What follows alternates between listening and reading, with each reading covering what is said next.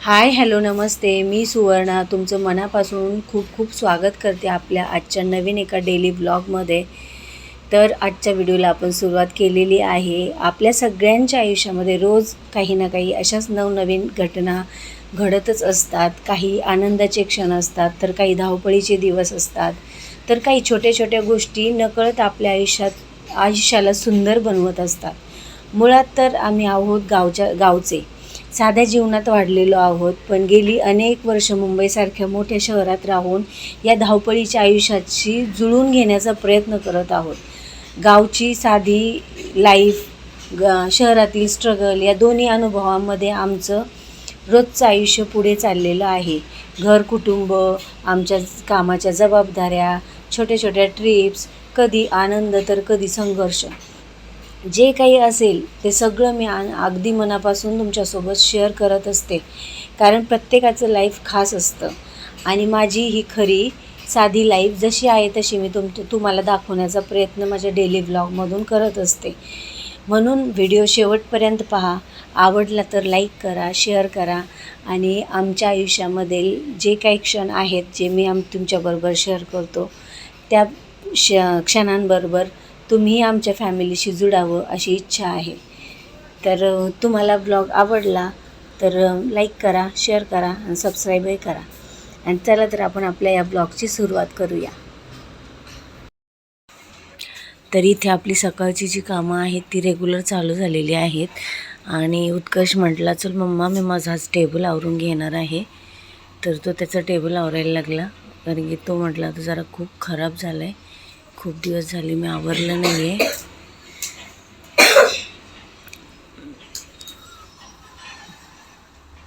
तर सगळ्या वस्तू तो साईडला सरकवून घेत आहे. म्हटलं ठीक आहे, चांगली गोष्ट आहे, काहीतरी करतो आहे.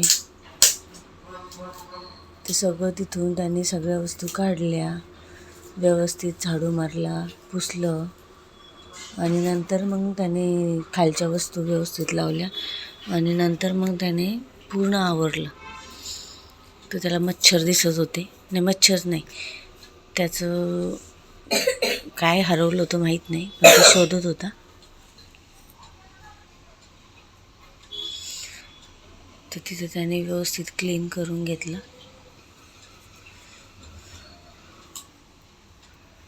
मुलांना अशा छोट्या छोट्या गोष्टी करण्याची सवय असणं खूप महत्त्वाचं असतं. आणि इथे खालीच्या बकेटमध्ये ना त्याचं ॲक्टिव्हिटीचं सामान आहे सगळं. एकदाच मी थोडंफार आणून ठेवत असते, म्हणजे परत परत पुन्हा सारखं आणायची गरज पडत नाही. आणि वरच्या बकेटमध्ये त्याची सगळी स्टोरी बुक्स वगैरे आहेत ना जी वाचायची ती आहेत. काही माझी पुस्तकं आहेत जे तोच वाचतो आणि फाईल वगैरे आहेत आणि माझी मशीनची काही वस्तू आहेत, असं सामान आहे तिथे. आणि भिंतीला क्रॅक गेलेत, पाहू शकता तुम्ही. तर याचंसुद्धा काम सोसायटी करून देणार आहे, कारण की रिनोव्हेशन चालू आहे ना बाहेरचं. त्यावेळेसच घरात जिथे जिथे क्रॅक्स पडलेले आहेत ना ते लोक तेचं काम करून देणार आहेत, पण कधी करून देणार आहेत हे माहीत नाही आहे. तर इथे मी खजूर घेतली होती एक खायला, खजूर आणि ग्लासभर पाणी पिली. मला तो सांगत होता, मम्मा मला हे टाकून दे, मला जमत नाही आहे, म्हणून मग मी तो कपडा त्याला टाकून दिला.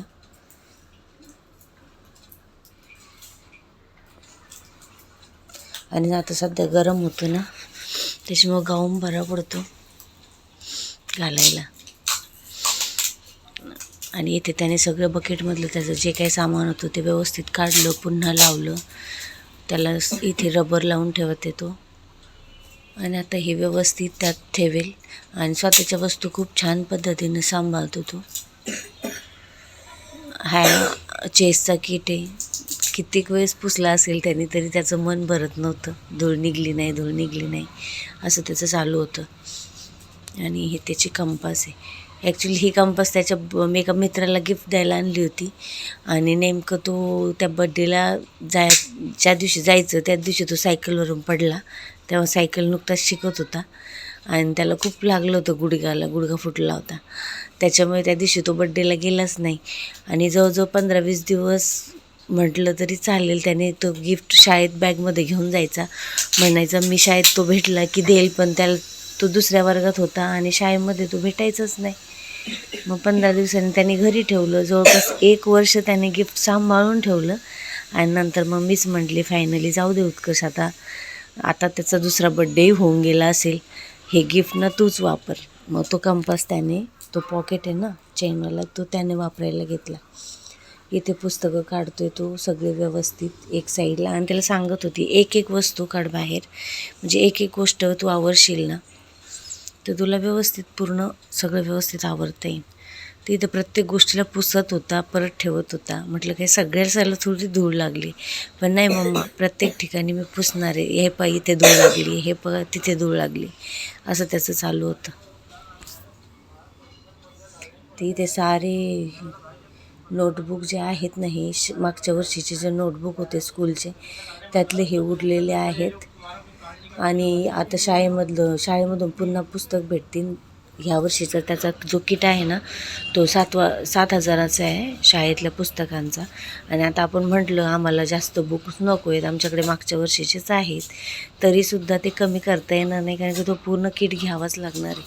मग आता हे नोटबुक उरलेले आहेत ना, हे घरी एक्स्ट्रा स्टडीसाठी होऊन जातील. आणि उत्कर्षला ट्यूशन वगैरे काहीच नाही आहे. उत्कर्ष घरीच अभ्यास करत असतो, ट्यूशन वगैरे काही नाही आहे. आता उत्कर्ष 4थीच्या वर्गात गेलेला आहे. आणि हा बोर्ड ना, तो ॲबॅकसच्या परीक्षेला गेला होता पुणे साईडला. त्यावेळेस त्याच्याकडे बोर्ड नव्हता, तर तिथे एमर्जन्सी त्याला घेऊन दिला होता त्याच्या बाबांनी 300 रुपयाला. आणि हा मी घेऊन दिलेला आहे DMartवरून बोर्ड त्याला. आणि अजून एक त्याला बड्डे गिफ्टमध्ये भेटलेला आहे, जो खाली आहे ना आता नेक्स्टवाला, हावाला त्याला बड्डे रिटर्न गिफ्टमध्ये भेटला होता. तसे 3 बोर्ड आहेत. आणि त्या अजून एक होता कपाटामध्ये, पण त्या दिवशी एमर्जन्सी त्याला बड्डेला एका ठिकाणी बोलवलं आणि मग त्याच्याकडे काहीच गिफ्ट नव्हतं. एमर्जन्सी बोलवलं त्याला आणि मग काहीच नव्हतं, तर त्याला वाटलं घरात काही असेल, तर चला मी ते घेऊन जातो. तर मी चेक केलं, तर एक बोर्ड होता. तर मग मी तो गिफ्टसाठी देऊन टाकला. म्हटलं चला तुझ्याकडे असे 3 आहेत, ते एक देऊन टाक, रिकाम्या हाती जाणं चांगलं वाटत नाही. तर आता इथं त्याला सांगत होती मी, जेवढं तुझं झालं आहेस ना ते आधी वर ठेवून दे, म्हणजे तुला जरा पसारा कमी वाटेल आणि आवरायला तुला बरं जाईल. त्यासाठी त्याने सगळे इकडे तिकडे ठेवलेले सारे पुस्तकं, ते जे काय आहे त्याने ते खाली घेतलं आणि एकदमच आवरू नको म्हटलं. जे होईल ना पहिलं ते लगेच टेबलवर जाऊ दे, म्हणजे तुला पसारा कमी वाटेल आणि काम आवरल्यासारखं वाटेल. हे जे बॉक्सेस आहेत ना, याच्यामध्ये त्याचे स्टॅपलर किंवा पंच, इरेझर, शार्पनर, अशा छोट्या मोठ्या ज्या गोष्टी आहेत ना, सेलोटेप वगैरे, अशा गोष्टी त्याच्यामध्ये आहेत. म्हणजे जसं जेव्हा लागेल ना तेव्हा तिथून घ्यायचं. कारण असंच ठेवलं तर इकडे तिकडे पडतात. आणि माझ्याकडे असं स्टोरेज वगैरे दुसरं काही नाही आहे. तर इथे मशीनवर जी टीप ठेवलेली ना, त्याच्यामध्ये सुद्धा माझं कामाचं सामान आहे, मशीन रिलेटेड वगैरे, म्हणून ती टीप इकडे आहे. नाही तर ती किचनमध्ये असती. पण माझं महत्त्वाचं सामान मी त्यात भरून ठेवलेलं आहे, कारण कपाटामध्ये खूप सारे कपडेच आहेत रोज घालायचे. त्याच्यामुळे कपाटात ठेवण्यासाठी जागाच नाही आहे. आणि बेड फुल भरलेलं आहे सामानाने. बाकी दुसरीकडे माझ्याकडे जागाच नाही ठेवायला. त्याच्यामुळे मग त्या टिपीमध्ये मी माझं काही महत्त्वाचं सामान ठेवलेलं आहे भरून. आणि उत्कर्षच्या पण अशा छोट्या मोठ्या गोष्टी ठेवण्यासाठी मला ते असं स्टेप बाय स्टेपचं असतं ना स्टोरेज कॅबिनेट, तसं घ्यायचे. आणि अगदी 2 घ्यायचे होते, पण एकही घेऊन नाही झालेलं. म्हटलं तसं घेतलं ना तर छोट्या मोठ्या गोष्टी त्याच्यात ठेवतील आणि असा वर पसाराही होणार नाही. 2 म्हणजे मी खूप वेळेस ते ॲड टू कार्ट करून ठेवलेलं आहे, पण अजून परचेस केलेलं नाही आहे. तर पाहू, वेळ येईल तेव्हा परचेस करून. तसंही घेतलं तर घरात जागासुद्धा नाही ठेवायला, पण कुठेतरी कॉर्नरला ठेवू शकलो असतो ते. आणि छोट्या मोठ्या वस्तू त्याच्यामध्ये गेल्या असत्या तर जरा थोडा पसारा कमी झाला असता. तर इथे त्याने जे काही झाले ते वर ठेवून दिलं. आणि मग हळूहळू आता हे झेरॉक्सचे पेपर आहेत ना, म्हणजे ते पेपर ज्याने असाइनमेंट सोडवलेले आहेत किंवा जे काही केलेलं आहे त्याने एक्स्ट्रा स्टडी रिव्हिजनच्या वगैरे, तर त्याला गोळा करताना ते एक पेज गोळा करत होते, सारखं उडत होतं इकडं तिकडं. म्हणून त्याला सांगितलं एकच काहीतरी कर. झेरॉक्स गोळा करशील ना, ते पेजेस गोळा करशील ना, तर त्याच्यावर वजन ठेव. एक एक करून पहिलं ते सगळं गोळा कर, त्याशिवाय दुसरं काही करू नको. तर म्हटलं हो मम्मा ठीक आहे. तर झाडू वगैरे ते त्याला जागेवर नेऊन ठेवलं सगळ्या गोष्टी. आणि नंतर मग झेरॉक्सचे पेपर हे करायला घेतले, आवरायला घेतले. तर त्याला म्हटलं आता हे सगळं मी दाखवत बसणार नाही आहे, कारण की त्याची खूप इच्छा होती हे माझं जे काय आहे ना मी करतो आहे ते सगळं तू शूट करायचं आणि मग तुझ्या व्हिडिओमध्ये इन्क्लूड करायचं. तर मी म्हटलं ओके ठीक आहे. म्हटलं आता हे सगळं आवर आणि सगळं आवरलं का मी तुला दाखवेल, असं त्याला सांगितलं. आणि मी माझी दुसरी कामं करण्यासाठी लागणारच होती. तर त्याला सांगत होती की तू असं कर तसं कर, आणि कचरा लगेच कचऱ्याच्या पिशवीमध्ये टाकून दे. तर त्यासाठी त्याला कचऱ्याची पिशवी दिली होती. म्हटलं जे काही तुला नको आहे ना ते लगेच त्या बॅगमध्ये टाक. म्हणजे मुलांना अशा छोट्या छोट्या गोष्टी शिकवणं खूप महत्त्वाचं आहे. त्यांनाही त्या गोष्टींची सवय लागली पाहिजे, आणि त्यांना सवय लागली तर आपला पण ताण थोडा कमी होतो. त्यांनाही चांगल्या सवयी लागतात, तेही शिकतात आणि छान वाटतं. आपल्यालाही छान वाटतं आणि त्यांनाही काहीतरी चांगलं केल्याचा आनंद होतो. आणि आपल्याला पण मुलं काहीतरी चांगलं करतायत, शिकतायत, त्याचा आनंद होतो. तर ते इथे त्याला सांगितले सगळे झेरॉक्स पेपर तुझे एका ठिकाणी गोळा करून एका ठिकाणी फाईलमध्ये ठेवून दे. तर तो बोलला हो मम्मा मी करतो. तर इथं हवेने सारखं उडत होतं ते. तर त्याला म्हटलं त्याच्यावर काहीतरी वजन ठेव आणि ते कर. तर त्याला इथे मी बसून सांगतच होती, त्याच्यामुळे माझी बाकीची सारी कामे पेंडिंग पडली होती. त्याला सांगत होती मला माझी कामं करायची, तू तुझी कामं कर. पण त्याचं नाही, मम्मा माझं शूटच कर, मम्मा माझं शूटच कर, असं चाललेलं होतं. माझं पूर्ण तू शूट करायचं आणि हे करायचं मी करतो. आणि त्याला ते मी त्याचं शूट करणार आहे हे आणि व्हिडिओमध्ये ॲड करणार आहे म्हणून त्याला जास्तच चांगलं वाटत होतं. आणि त्याचं दिवसभर काही ना काही चालूच असतं, तो बिलकुल शांत नसतो. तर त्याला म्हटलं आता बस, मी माझी दुसरी कामं करणार आहे, तुझं पूर्ण झालं ना की मग मला सांग. ते झालं त्याचं पूर्ण, आणि मग मला सांगितलं त्याने मम्मा माझं पूर्ण झालं आहे, आता तू दाखवू शकतेस. तर इथे पाहू शकता त्यांनी त्याचं पूर्ण टेबल आवरलेला आहे. आणि हा जो स्टीलचा डब्बा आहे ना त्याच्यामध्ये तो पेन्सिलला जे शार्प करतो ना त्याचा जो कचरा असतो तो एकाच ठिकाणी जमा करून ठेवतो आणि नंतर एकदमच तो कचऱ्याच्या डब्यात टाकतो. कारण की प्रत्येक वेळेस शार्प करायचं, जायचं, कचऱ्या डब्यात टाकायचं, प्रत्येक वेळेस ते आपल्याला पण त्रासदायक होतं आणि त्यांना पण त्रासदायक होतं. म्हणून त्याला एक छोटासा डब्बा दिला आणि म्हटलं त्यातच जमा कर, जमिनीवर टाकू नको. जमिनीवर टाकलं तर पाय वगैरे काळे होतात, कपडे खराब होतात. तर त्याच्यासाठी तो डब्बा दिलेला आहे. आणि तो सांगतो आहे मला की हे पाहू शकता मी कसं आवरले, कुठे काय ठेवले, कसं ठेवले, ते ह्या गोष्टी सांगत आहे.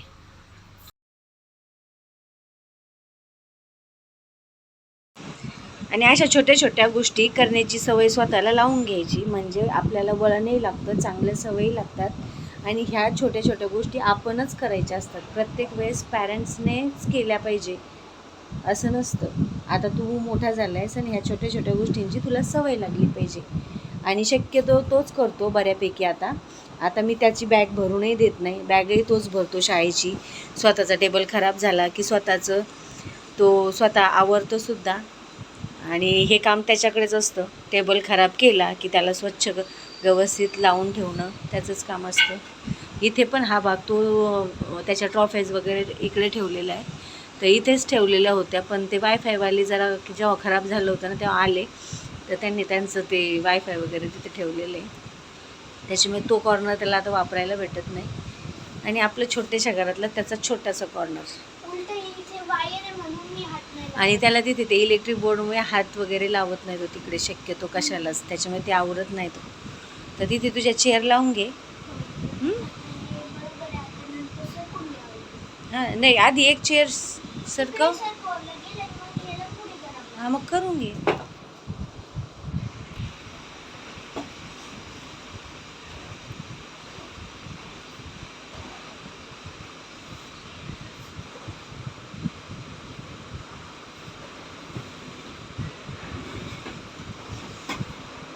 आणि तुला तुझी काही कामं करायची असतील तर ती करत बस, मी माझी कामं करते. तर त्याचं टेबल आवरून झाल्याच्यानंतर त्याने 1 ग्लास पाणी पिलं आणि त्याला भूक लागल्यासारखी झाली. तर मग मी म्हटलं काय देऊ अजून, तर नाश्ता नाही केला आहे. तर तो नाश्ता मी करणार पण नव्हती, आम्ही चहा बिस्किट खाल्लेलंच होतं आणि म्हटलं थांब जरा वेळ काहीतरी आपण करूया. तर मी त्याला शेंगदाणा आणि गूळ दिलं. मी पण थोडंसं खाल्लं आणि त्याला दिलं, तर तो शेंगदाणा गूळ खात होता आणि त्याला म्हटलं शेंगदाणा गूळ खा, पण सगळं व्यवस्थित सगळं जागेवर ठेव. आणि मग मी माझ्या कामाला लागली, कारण की काल सकाळी धुतलेले कपडे अगदी आज सकाळी म्हणजे सुकले एकदम कडक. तर ते काढले, त्याच्या घड्या घातल्या. त्याचबरोबर माझं बेडही आवरायचं राहिलेलं होतं. सकाळी 6 वाजता आम्ही उठलो होतो. त्याचे बाबा लवकरही गेले होते. पण त्याच्यानंतर मग आम्ही घरातली दुसरी कामं आवरायला लागलो. त्याची अंघोळ झाली, माझी अंघोळ झाली आणि मग त्याच्यानंतर लगेच घरातलं त्याने त्याचा टेबल आवरायला घेतला. मी मग त्याच्यानंतर माझे कपडे वगैरे काढले, झाडू वगैरे मारला आणि घरातली कामं आवरायला घेतली. किचनमधली मात्र माझी सारी कामं तशीच पडलेली होती. तर म्हटलं चला आता कपड्यांच्या घड्या घालून घ्यावं, कपडे लगेच व्यवस्थित ठेवून द्यावे आणि त्याच्यानंतर मग बेड आपलं आवरून घेऊन मग बाकीचं लादी वगैरे जे काही कामं आहेत ना ते आवरून घ्यावेत. तर इथे मी सगळ्या कपड्यांच्या घड्या घालून घेते. पाहू शकता तुम्ही, त्याने शेंगदाणे खाल्ले आणि बरोबर सगळं उचलून लगेच नेऊन ठेवलेलं आहे. इतका हुशार आहे तो. आणि जेव्हा आपण मुलांचं कौतुक करतो ना, तर मुलं 1 नाही 10 काम करायला शिकतात.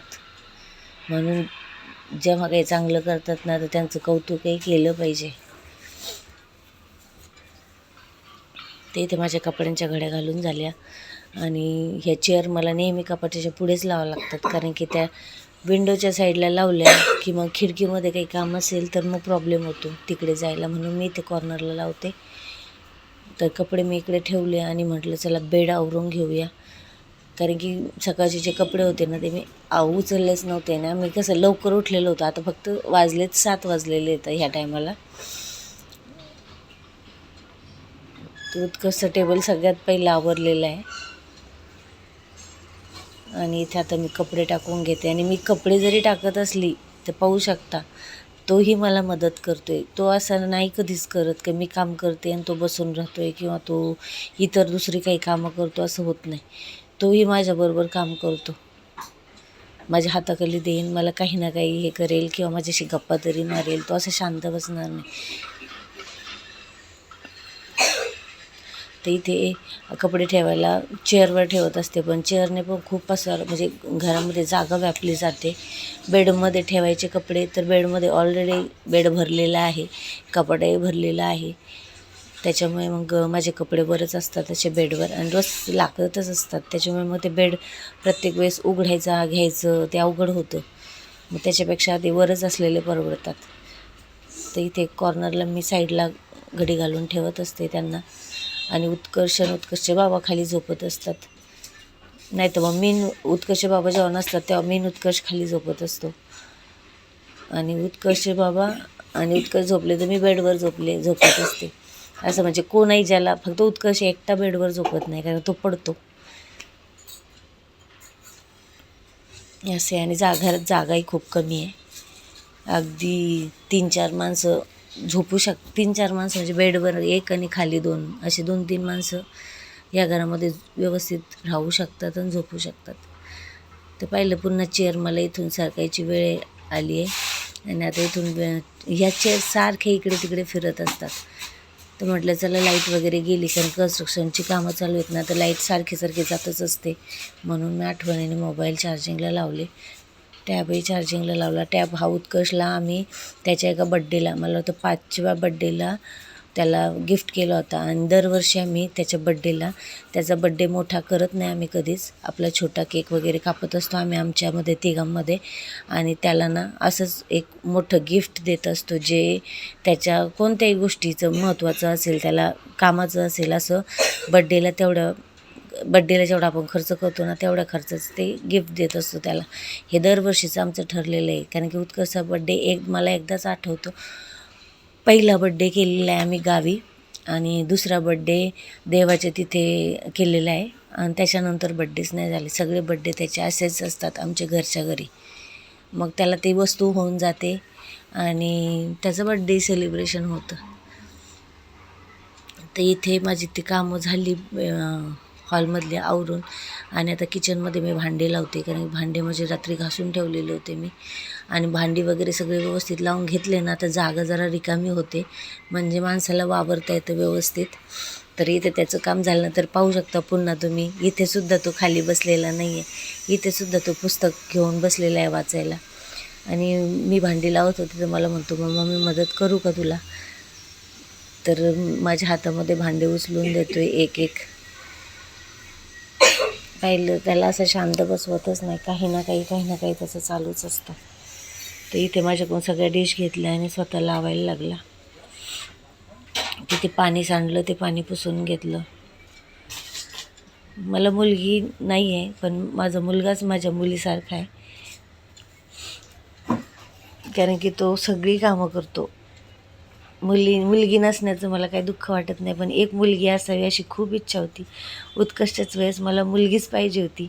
मी म्हणायची मला मुलगीच व्हावी, पण मुलगा झाला. पण असो, काही हरकत नाही. मुलगी असेल तर चांगलीच गोष्ट आहे.